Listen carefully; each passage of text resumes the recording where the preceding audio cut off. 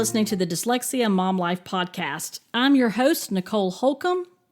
You are listening to the 12 Days of Dyslexia with tips and thoughts to navigate your dyslexia journey. On the 9th day of dyslexia, I'm bringing to you all about finding her passion. So I know some people say, having dyslexia is a gift.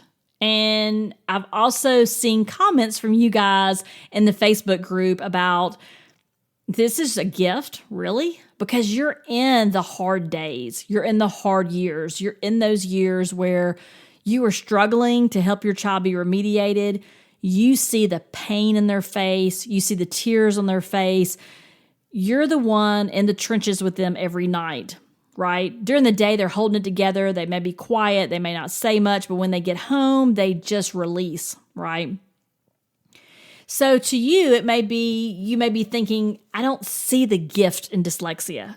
So let's flip that, okay? Let's talk about passion, right? So if you think about what lights you up, it may be your job. For me, it's this podcast. I absolutely love sharing on the podcast. Probably one of my favorite things is the interviews.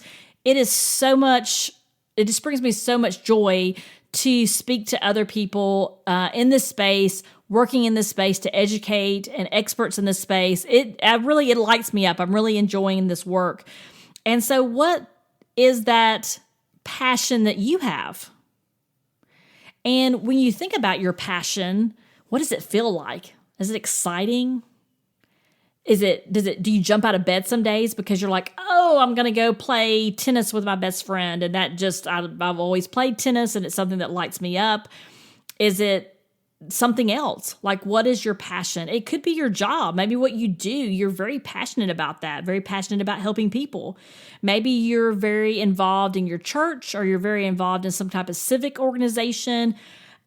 Maybe you're starting to be a dyslexia advocate, and talking to parents. Whatever it might be, think about what that passion feels like for you. Maybe in high school, it was playing volleyball, and you absolutely could not get enough of that.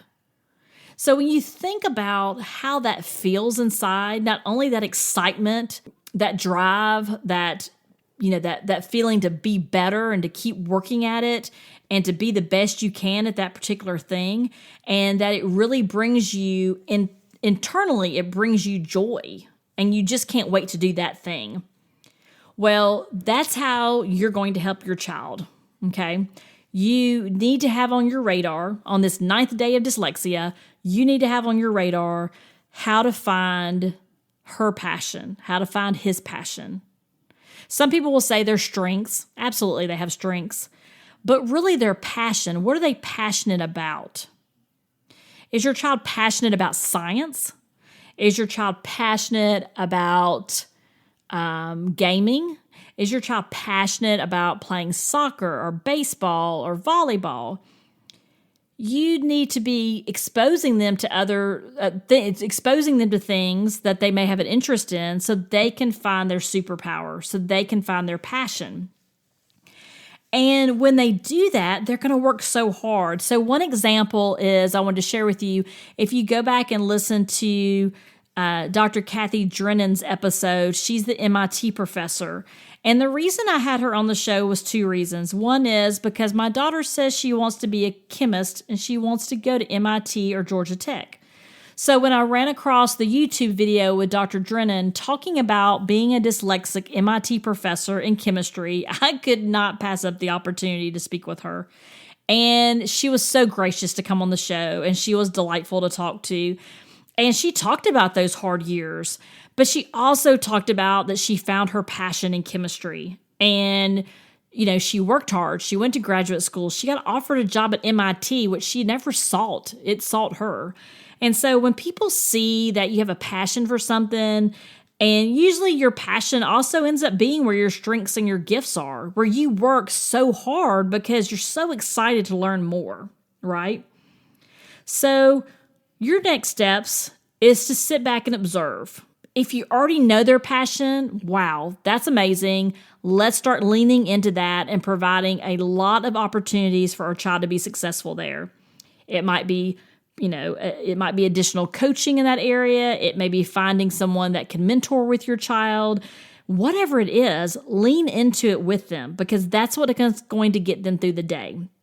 If they know tonight they're going to go to soccer practice and soccer lights them up, that is going to make their day more enjoyable.